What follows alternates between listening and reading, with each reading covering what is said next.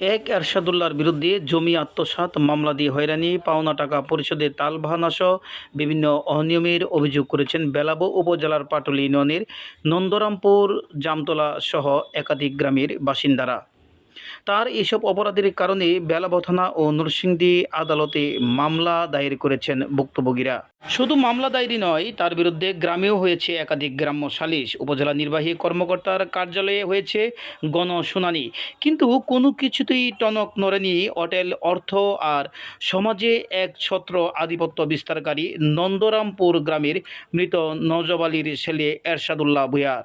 আমি পাপন ভূঁইয়া। আমার বাবার নাম মোহাম্মদ ওহিদুজ্জামান ভূঁইয়া, পাটুল ইউনিয়নের জামতলা গ্রামের বাসিন্দা। আমার পার্শ্ববর্তী গ্রামের বাসিন্দা মৃত নজব আলী দাদার ছেলে মোহাম্মদ এরশাদ মিয়া। তার কোনো আশ্রয়স্থল না থাকায় আমার বাবা দীর্ঘ 7 বছর যাবৎ তাকে আশ্রয় দেয় আমাদের বাড়িতে। শুধু তাই না, সে আমার বাবার কাছ থেকে বিভিন্ন সময় টাকা পয়সা ধার নিত। এমনকি সে আমার বাবার ওষুধের দোকানও দীর্ঘ সময় কাজ করেছে। দীর্ঘদিনের পরিচয় এবং আশ্রয় থাকায় তার উপর আমার বাবার সরল বিশ্বাস স্থাপন হয় এবং সেই বিশ্বাসের সুযোগ নিয়ে আমার বাবার কাছ থেকে মোটা অঙ্কের টাকা ধার নেয়। এমনকি সে আমার মায়ের কাছ থেকেও সেই সরল বিশ্বাসের সুযোগ নিয়ে 4 লক্ষ টাকা ধার নেয়। দুজনের কাছ থেকে টাকা ধার নেওয়ার সময় দলিলপত্র চুক্তিনামা করে নেয়। সে আমার বাবা মার কাছ থেকে প্রায় টোটাল 25 লক্ষ টাকা ধার নিয়ে যায়। তারপর টাকা ফেরত দেওয়ার সময়ের তারিখে তাকে টাকা ফেরত চাওয়ায় সে দিতে অস্বীকার করে এবং সে অস্বীকার করে যে পাওনা টাকা আমার বাবা মা টাকা পায় না। তারপর এলাকার গণ্যমান্য ব্যক্তিদের এবং স্থানীয় প্রতিনিধিদেরকে নিয়ে এই বছর এপ্রিল মাসে একটি সালিশি করা হয়। উক্ত সালিশিতে 4 জনকে দায়িত্ব দেওয়া হয় আমার বাবা মা টাকা পয়সার সত্যতা যাচাই করার জন্য। যখন তারা সভাপতি বেলাব উপজেলা ভাইস চেয়ারম্যান জাহাঙ্গীর সাহেবকে জানায় যে উক্ত বিষয়গুলো সত্য, আমার বাবা মা টাকা পয়সা পায় তার কাছে, তারপর সেই বিষয়টি এরশাদ কোনোভাবে অবগত হয়ে যায়। তারপর উক্ত দ্বিতীয় সালিশিতে সে আর বসেনি ধরো। তারপর আমার বাবা মা বাধ্য হয়ে নরসিংদী জজ কোর্টে মামলা দায়ের করেন। উক্ত মামলার সে কোর্ট থেকে আমাদের পাওনা পরিশোধ করে ফেলবে বলে প্রথমে 15 দিনের জামিন আনেন, তারপর আবার 7 দিনের জামিন দেয়। উক্ত 7 দিনের জামিনে উকিলের মাধ্যমে আমাদের সাথে ছোট পরিসরে একটি সালিশি হয় নরসিংদী জজ কোর্টে অ্যাডভোকেট মান্নান সাহেবের মাধ্যমে। তারপর সেই সালিশিটি সে বেলাব উপজেলা নির্বাহী অফিসারের কাছে নিয়ে আসে কোর্ট থেকে, এই মর্মে যে এই বিষয়টি ইউনূস স্যারের কার্যালয়ে গণশুনানির মাধ্যমে সমাধান করে ফেলবে। তারপর ইউনূস স্যারের নোটিশে বিগত 6 নভেম্বর সে গণশুনানিতে উপস্থিতি হয়নি। সে এখন পর্যন্ত 2 ডিসেম্বর পর্যন্ত মামলার জামিনে আছে, এই মর্মে যে আমাদের পাওনা টাকা পরিশোধ করে ফেলবে। উল্লেখ্য, সে ইউনূস স্যারের গণশুনানিতে যখন উপস্থিত হয়নি, ইউনূস স্যার একটি প্রত্যয়নপত্র জেলা জজ কোর্টে পাঠায়। কিন্তু আজকে পর্যন্ত সে আমাদের কারোর সাথেই কোনো রকম যোগাযোগ পর্যন্ত করেনি। সে আমার এই হয়রানি করতেছে, অনেক কিছু টাকা পয়সা কই থেকে কামাই করছে এটা আমি বলতে পারি না। অনেক পয়সা টাকা পয়সা কামাই আমার জমি আমার নামে কেস কইরা আমার ধরায় নিয়ে রাইতে রাইতে ধরায় পেলাবার নিয়ে থুইয়া হ্যাঁ আমার খেতে বেড়া দিয়া দখল করছে কেস। হক বুইয়া, এরশাদুল হক ভূঁইয়া। হ্যাঁ আমার স্বাস্থ্য ভাই। আমার খুবই জ্বালাইতেছে। এই দেশের এমন কোনো মানুষ নাই যে হ্যাঁ জ্বালায় না। সে 4টা মামলা করছে আমার বিরুদ্ধে। কিসের মামলা? এইটা জমিনে এই একবার চাঁদাবাজির মামলা একটা আমার ধরে টেহা দিনে দিকে আমার ধরায় নিয়ে রাত 3000 আমার খেত পুরোটা বেড়া জ্বালাইছি।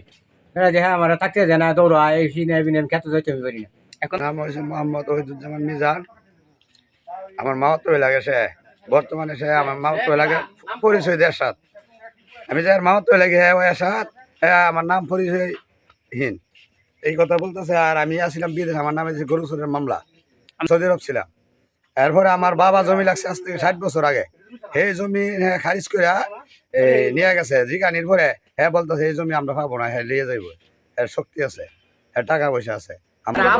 আপন ভাইয়ের কাছ থেকে টেয়ার কথা কইয়া দলিল দের মানে সই লইয়া টাকা দিব কইয়া যারা ব্যাংকে টেয়ার কথা কইয়া দলিল দিয়া টেয়ার ইয়া খেত নিছে গা।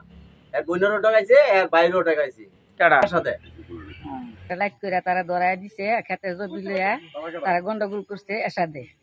এসাতে পুলিশ এনে ধরাই নিছে। তখন আমি পুলিশটা আমি কই কি বলে আমার যে ধরতে নেছে, আমার তো স্বামী নেই, আমি তো বিধবা। আমি পুলিশ লোক এটা কইছি, আমার গায়ে কেউ ধরবো না। আমি ওই চিনজি আনছি 4টা। এটা করছি। করার পরে যারা মনে করেন মহিলা আনছে না, তারা আমার লগে করে নিচ্ছি। নেওয়ার পরে তারা নসঙ্গি নিব, নসঙ্গি পরের দিন নিত না। যার পরের দিন মনে করেন একটা সময় নসঙ্গি নিয়ে 3টার সময় আমার জামিন করে দিচ্ছি। এটা এরশাদের বিরুদ্ধে এরপরে সেদিন মনে করেন গেছি, একদিন হাজিরা দিছি না, হ্যাঁ গিয়া হরেন করে লাইছে, হরেন করে আটকায় লাইছে পরে যারা উহিলে একবার জামিন ধরে কাগজ দিছে পরে, এরপরে আমরা একবার ছাড়ছি। আমি আবার থানায় অভিযোগ করছি, থানায় পুলিশ বলতে গাইছে, কিছুই করতে পারে নাই। 1 লক্ষ টাকার বিনিময়ে কাঁঠালের বাগান রাখছিলাম 25টা গাছ, কিন্তু 25টা গাছ এখন আমার একটা গাছও কাটতে দেয় না। কাঁঠাল এরশাদ আমাকে এবছর কাটতে দেয় নাই।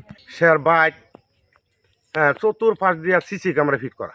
হ্যাঁ, কী রকম শিল্পপতি ওই আমরা মামলা দিয়েছে, মামলা মাঝে লেখছে নাকি তার 40টা সিসি ক্যামেরা আমরা নিয়ে গেছি। কি মনে এত ধনী লোক বা এত কিছুর মালিক, তার বাদে 40টা সিসি ক্যামেরা এজারের মাঝে লেখছে আমরা 40টা সিসি ক্যামেরা ভাঙচুর করছি। এটা আমি সূক্ষ্মভাবে একটা তদন্ত চাই, হ্যাঁ কত টাকার মালিক, হ্যাঁ কি ওই দেশের, এই বিচারটা আমি চাই। এরশাদের লগে আমার এরশাদে শাহজাহানের তার লগে সম্বন্ধ আমার ওই যে আমার যেই বাড়িতে আমি বিডা বান্ধা থাকি, এই জমি এটা কিনছে আমার দাদা আর আমার চাচা নজব আলী কিনার পরে এই জমিনের মাঝে আমি বাড়ি করছি। বাড়ি করার পরে তার আগে জোর করে গেন আমার লাইলের হয়ে বিল্ডিং করছে।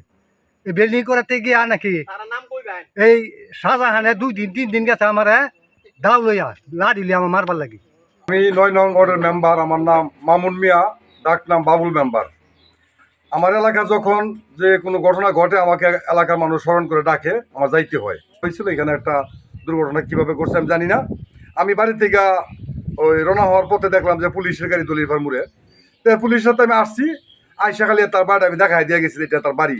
আমি আর কোনো কথাও বলি না, আমি চলে গেছি। পুলিশ যাইছে, পুলিশ বুঝবে, কিন্তু সে নাকি আমাকেও আসামি করে মামলা দিছে। আমি নাকি এই মামলা 9 নম্বর আসামি।